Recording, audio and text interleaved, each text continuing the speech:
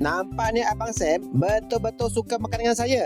Dan hari ini dia jemput saya ke Tasbih Restoran dan Cafe yang terletak di Wangsa Maju.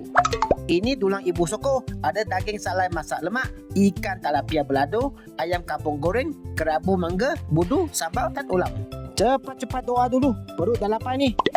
Ini punya daging asam pedas, Abang Sam pun tak sangka kafe macam ni, tapi asam pedasnya damn good.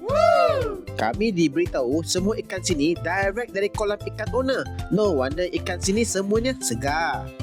Buat pertama kali saya begitu suka salai masak lemak di sini sebab kuahnya begitu seimbang dalam rasa dan kepedasannya. Set dalam ini untuk 4 orang hanya RM60. Abang Sam pun ikut gila sekarang. Order begitu banyak kali ini. Fish and chip ini untuk anak Abang Sam. Saya minta sikit untuk review. Bagi saya sedap biasa-biasa je. Budak-budak pasti suka. Ini alio olio. Bagi saya pun sedap biasa-biasa. Tapi nak bagi tahu, harga sangat berpatutan dan portion pun besar. Berbaloi. Alamak, hampir terlupa kehadiran Abang Sam walaupun duduk sebelah je.